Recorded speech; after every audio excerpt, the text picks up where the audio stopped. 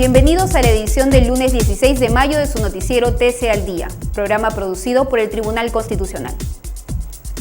Este 20 de mayo, el Pleno del Tribunal Constitucional se trasladará a la ciudad de Arequipa para ver en audiencia pública 57 expedientes. La reforma constitucional fue el tema que se abordó en el programa Tus Derechos. A continuación les presentamos nuestros titulares. Tribunal Constitucional celebra audiencia pública descentralizada en Arequipa el viernes 20 de mayo. La corrida de toros seguirán pagando impuestos. En sesión de pleno y de sala, el Tribunal Constitucional dejó al voto 132 procesos. La reforma constitucional fue el tema que abordó el programa Tus Derechos. Renuncia voluntaria por mutuo disenso extingue el vínculo laboral. Admiten a trámite demanda contra el Tratado de Libre Comercio con la República Popular China. Esta semana, los magistrados del Tribunal Constitucional se trasladarán a la ciudad de Arequipa para sesionar el viernes 20 de mayo, donde realizarán la vista de la causa de 111 procesos constitucionales.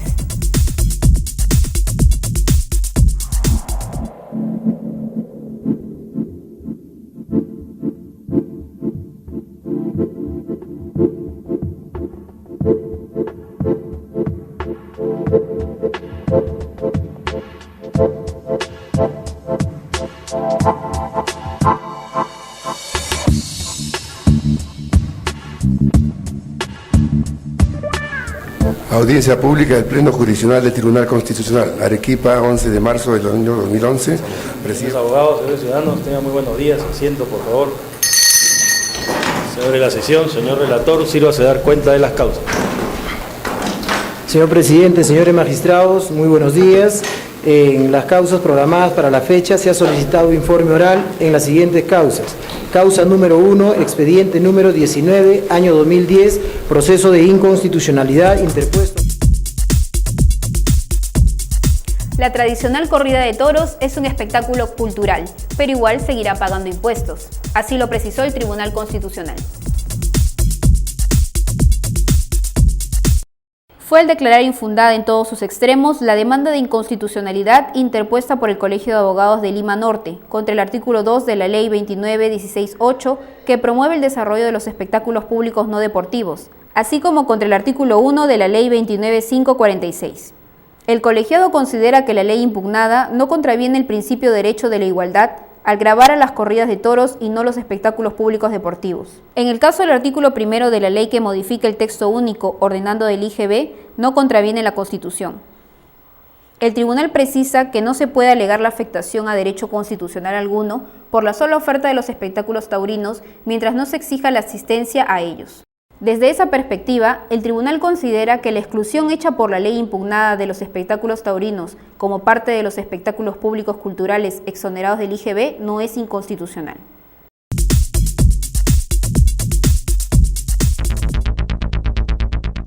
Informes, análisis y entrevistas sobre temas de interés para la ciudadanía.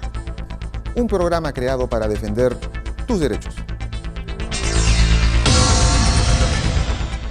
Los sábados a las 11 de la mañana, Tus Derechos por TV Perú. Mucho más que ver. ¿Sabías que? El artículo 138 de la Constitución Política señala que la potestad de administrar justicia emana del pueblo y se ejerce por el Poder Judicial a través de sus órganos jerárquicos con arreglo a la Constitución y a las leyes.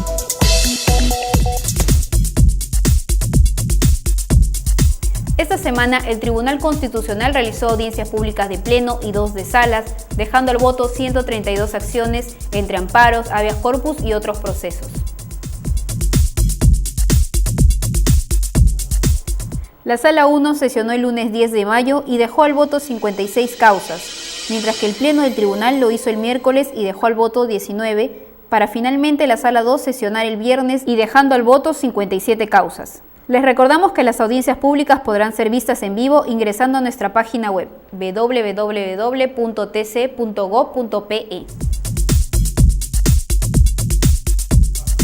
El constitucionalista Francisco Eguiguren señaló que ninguna constitución es eterna ni perpetua y que lo que debería discutirse es qué y cuánto cambiar de nuestra Carta Magna. Así lo señaló durante la entrevista que concediera al programa Tus Derechos. Lo primero que tendríamos que decir es que ninguna constitución es eterna ni perpetua, por lo tanto no tendría por qué asombrar la necesidad de una reforma constitucional. Lo que hay que discutir sería cuánto cambiar de la Constitución, qué mantener, qué cambiar y cuándo hacerlo y cómo hacerlo, ¿no? Entonces yo creo que lo primero que hay que hacer es desmitificar la idea de que la posibilidad de cambiar una Constitución genera pues un caos o hecatombe, ¿no? No hace mucho, por ejemplo, se estaba planteando dentro del Congreso, en el debate parlamentario, la conveniencia de reformar la parte de la Constitución que habla de la inmunidad parlamentaria. Y al parecer la fórmula tenía algún tipo de acuerdo. Entonces, ¿por qué ahí nadie se sobresalta y cuando se habla de una reforma de la Constitución en medio de la campaña política muchos se alteran, ¿no? O se ponen nerviosos? Pero usted, por ejemplo, ¿considera que debería ser una reforma total o parcial? Mire, a estas alturas en el derecho constitucional peruano y comparado, no es que vamos a estar inventando la pólvora, ¿no es cierto? La propia Constitución del 93 recogió un gran porcentaje de artículos de la del 79, a veces iguales o a veces con un cambio pequeño.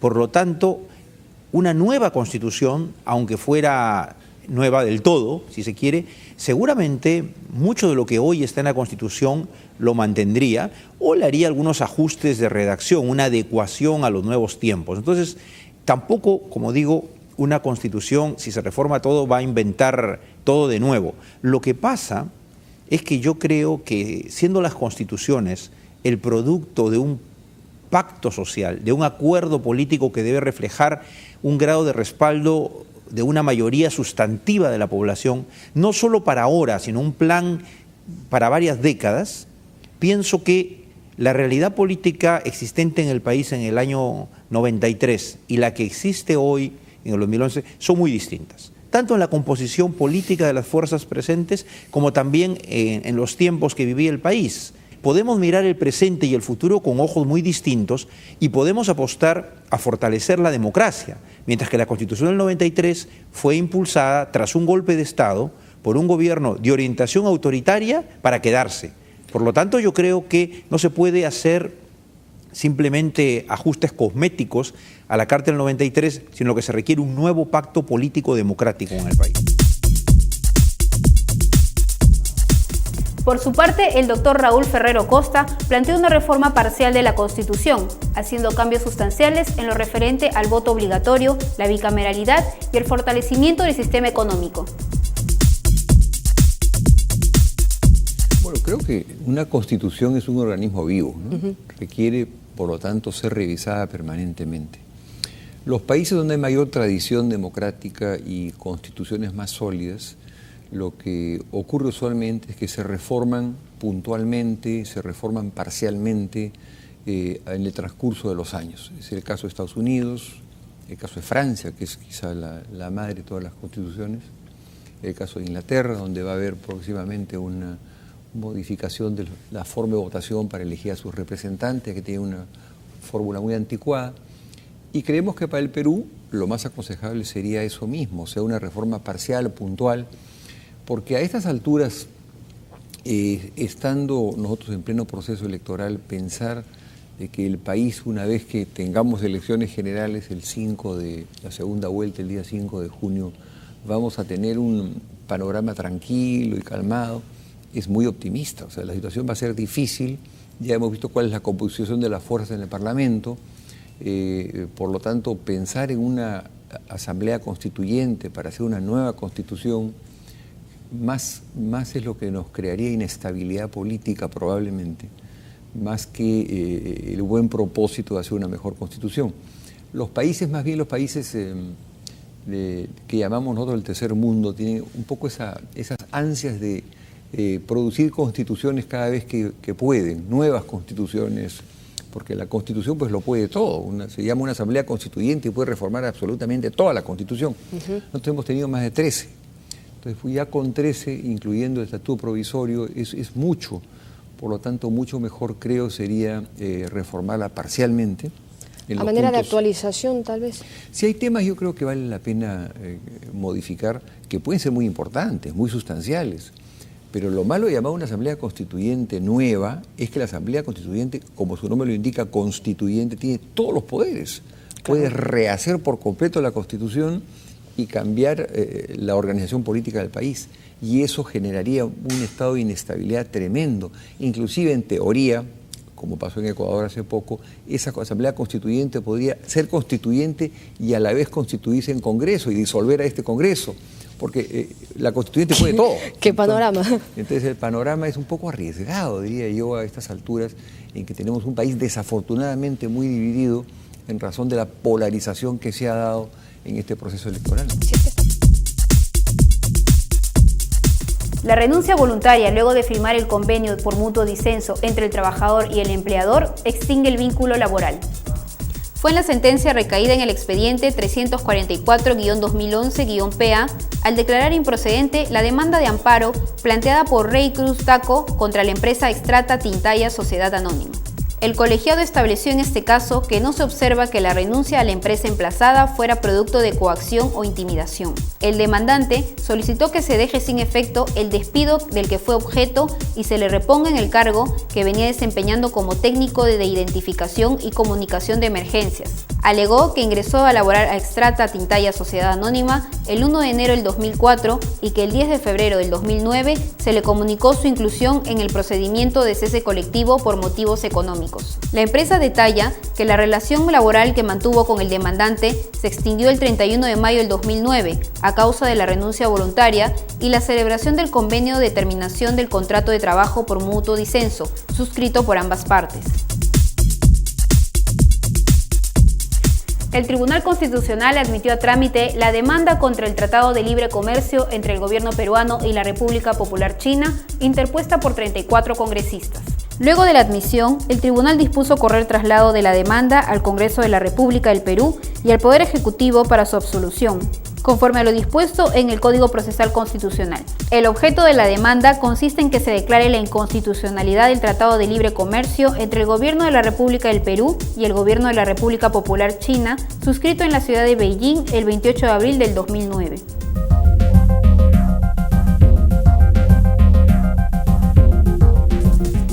En una ceremonia, el fiscal supremo José Antonio Peláez Bardales juramentó como el nuevo fiscal de la Nación. Los magistrados del Tribunal Constitucional Juan Vergara y Fernando Calle asistieron al acto.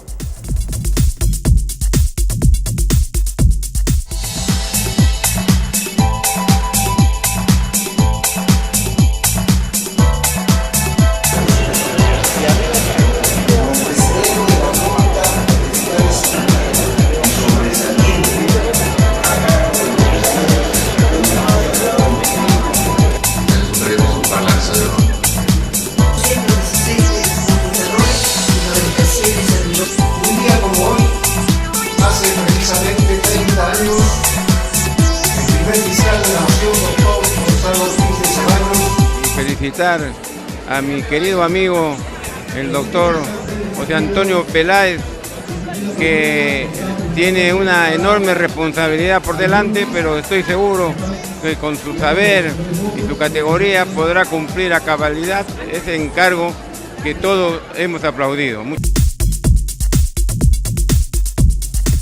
El Pleno del Congreso aprobó la ley que sanciona las prácticas abusivas en la compra de textos escolares. El Pleno del Congreso aprobó el proyecto de ley que protege a los consumidores de las prácticas abusivas en la elección y adquisición de textos escolares ante las denuncias presentadas sobre el incremento de precios. El texto aprobado busca garantizar el derecho de los padres de familia de adquirir textos escolares en las mejores condiciones de calidad y precio, y establece sanciones e infracciones a las instituciones públicas y privadas que participen en el direccionamiento de la adquisición de textos escolares. Se precisa que las editoriales y los establecimientos que incurran en esta práctica serán sancionadas conforme a normas del Código de Protección y Defensa del Consumidor. La propuesta tuvo 72 votos a favor, 0 en contra y 6 abstenciones y fue exonerada de la segunda votación.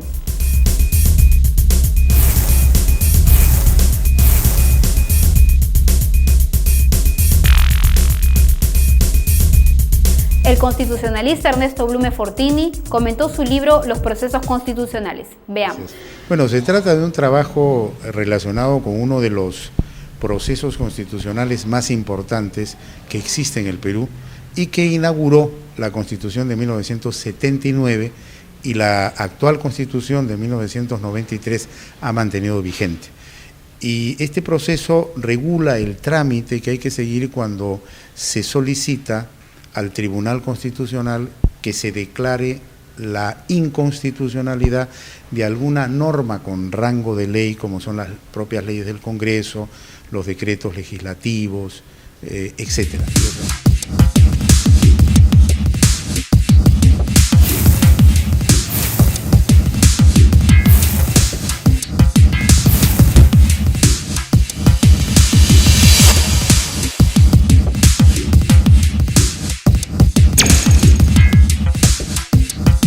El tenor peruano Juan Diego Flores presenta en Lima la ópera El Barbero de Sevilla.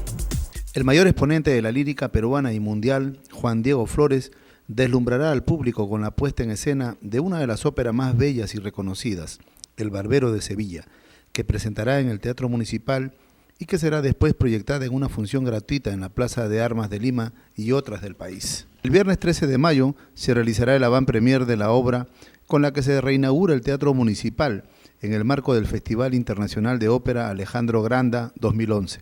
Serán en total 5 funciones, una de ellas grabada y después proyectada en 3 pantallas gigantes en la Plaza de Armas. Las funciones se realizarán el 16, 19, 22 y 25 de mayo en el remozado escenario. Bien amigos, hemos llegado al final de la presente edición. Los esperamos el próximo lunes en su noticiero TC al Día, programa producido por el Tribunal Constitucional.